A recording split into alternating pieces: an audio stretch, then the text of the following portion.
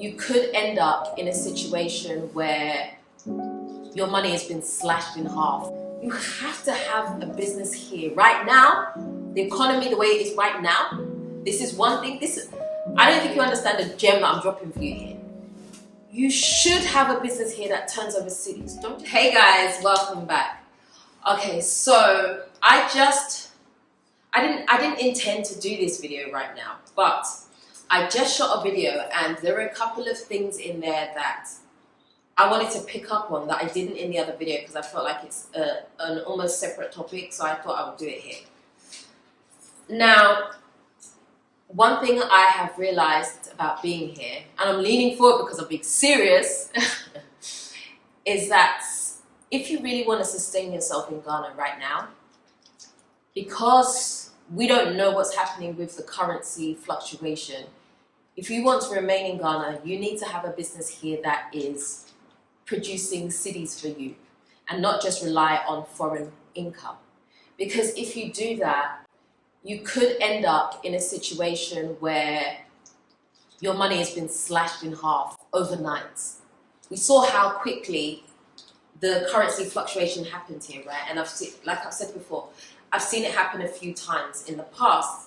You know, after a few months, it does tend to go back, and I believe that to some extent it will, but it may not go back in the same way that it was before. And if you have a number that you need in order to live here, you could find yourself in difficult times. And the only way to really counteract that is by having some type of business here that produces cedis for you. And I don't believe that it has to be a huge business.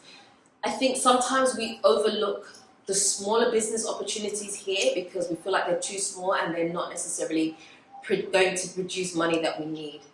But honestly speaking, even if half your income, the income that you need, the number that you need, is made in cedis, so you don't have to worry so much about the currency fluctuation, then you should do that. I feel like sometimes we think too big. Like I said, we look at businesses and then we get put off because we feel like we need a huge investment. We need a huge financial investment in order for this amazing business to take off. Or the other thing we do is that we feel like if our heart is not in the business, then we can't do it. That's not the way it works. Just look at people who are, excuse the hair. Just look at people who are really well financially off, right? They are entrepreneurial. Not every single business that they do is a business that they're passionate about or a business that they love. It's not that. They invest in businesses that they believe can make money. So we're talking about small businesses such as maybe like a container shop, right? You sell provisions, as they call it here. So you're talking about, you sell the everyday items that people need: a bag of sugar, bread, drinks, water, you know, things like that. I think sometimes we overlook things like that. Even a water business, like, it doesn't have to be, I'm not talking about necessarily a water factory business where you're filling up sachet waters. I'm not even talking about that. I'm talking about you just sell water in your area, like sachet waters. Listen, people make money from that stuff, right? It may be slow to begin with until people will understand that you're there, but these businesses still make money. If you have a business and you walk away with 10,000 cedis profit or 5,000 cedis profit at the end of the week, it's money that you can use. Like right now, the dollar, the cedi, I made 10,000 cedis. It's not bad, right? And I think sometimes we turn our noses up at businesses like this. Now, I know that some of you are going to say, these are businesses for local people. Yes, but sometimes local people don't even have the investment to be able to do that. They may not have the money to buy, I don't know, 50 bags of pure water sachets, but you can employ someone to look after the shop for you. You don't have to be the one being the person in the shop, you know. There are other little businesses that we can look at. Someone sent me a video. In fact, it was my partner. He sent me a video of this woman who sells hawasapuko, right, in the mornings, you know, like the porridge. How much is that thing? I think one is like, is it 4 cedis or 5 cedis, right, when they pour it into the bag for you? And you'd sit there and you'd think, but how much money can this person be making? So they did a breakdown of how much this seller gets. And it turned out that she was making at the end of the week. Can I remember? She was actually making decent money. I think she was making like 4,000 cities or something like that. And his analysis, don't quote me on that, but it's not something like 4,000 cities. And his analysis of her was that she's not even the most popular seller of breakfast in the morning. She's just an average person in an average location, kind of doing okay. I'm like, that is money. Like, people that go and work at banks here, right? You work for someone, you work at banks. You maybe start work at 8, you finish at 5 or 6 o'clock. You, if you're lucky, you walk away with 3,000 cities. Like, you need to be doing some on the side. These people who you think are doing these, I want to say demenial, these small businesses, like they're nothing, you walk past them, you don't even mind them. They're the ones who are making money. And it's a well-known fact, right, that in Ghana, the people who are the richest people, right, are sometimes women who are in the markets. They say that the women in the markets, they're the ones who live in mansions. You're even surprised. They're the ones that turn over the most money. You look at her and think, she's just selling tomatoes, she's a tomato seller, and whatever. You turn your nose up. They are the ones. They can even buy your house from you, right? Because they are making money. Because honestly, we overlook a market. We feel like when we have a business, we have to sell to the diaspora. We have to sell to rich people. We have to sell to people abroad. But we're forgetting that there is another market. There is a market of Ghanaians here who want and need things, right? And if you sell to them, yes, your profit may be 5 cities, 10 cities per person, but you get a high turnover of people. So now you're not just relying on one sale which will bring you your bread and butter, or 2 sales which will bring you your bread and butter for the week. You have this drip, this constant drip. The tap is on. You have this constant drip of money that's coming in. 5 cities, 10 cities, 20 cities. And you have that coming in. But it's continuous. And we turn our noses up at these small businesses because we think, in order for me to make money, I've got to sell houses. I've got to sell land.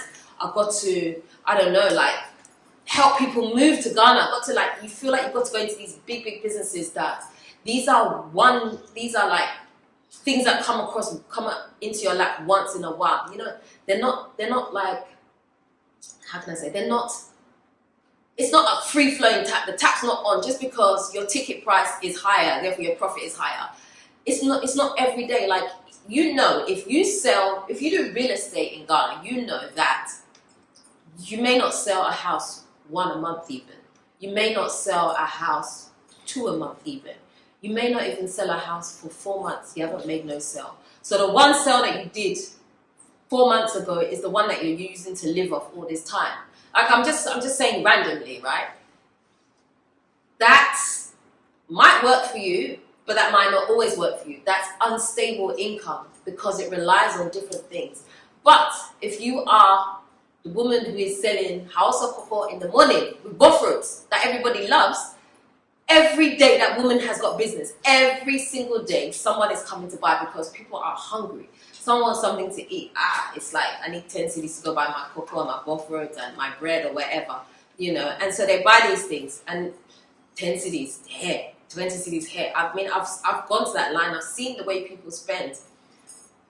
Frying kelewele. Oh my gosh, there are not enough kelewele, people selling kelewele in this Ghana here. Like on the roadside. I'm not talking about I have to phone a company, can you bring me kelewele? No, I'm talking about on the roadside. The way that, I know plantain can be seasonal sometimes, but the way that people like to snack on these things, the way that people buy them, you have to understand the 2 cities profit that you're getting here. You may get 200 people pass through your stand in one day and just be buying kelewele from you. It's money. Like, you have to have a business here. Right now, the economy, the way it is right now, this is one thing. I don't think you understand the gem that I'm dropping for you here. You should have a business here that turns over cities. Don't just rely on foreign currency. Foreign currency is great. It's great. And if you have a job, whatever that you're able to do remotely, and that sustains you, hey, that's all good. And I'm not saying don't do that. I'm saying if you can also have a business here where you are earning like cities, you should definitely do it. Don't turn your nose up at some of these things, because you know what? When times shake, you need to be able to stand. Like I said it before, Ghana is a place for entrepreneurs. And therefore, you have to think forward. You have to think about certain things. You can't do things one way. So in order for you to help yourself, and for order for you to be successful and be able to stay here, set up a business that does cities for you. Simple as that. That's all I've got to say. Like I said, I didn't really come here to do this video, but in the midst of me doing the other video, I kind of touched on it a little bit, and I felt like I really wanted to show the importance of what it was. So there we are. So there you go. You have an extra video. So that's it. Let me know what you think of your thoughts in the...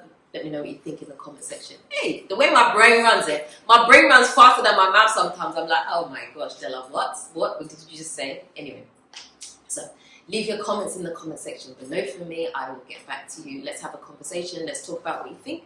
What do you think about what I said? Do you agree? Do you not agree? What kind of businesses do you think that people are overlooking here that could actually work? Let's talk about it. But that's the end. If you haven't already subscribed to this channel, do me a favor, hit the subscribe button and the notification bell. Don't forget to also like, comment and share this video. Until next time.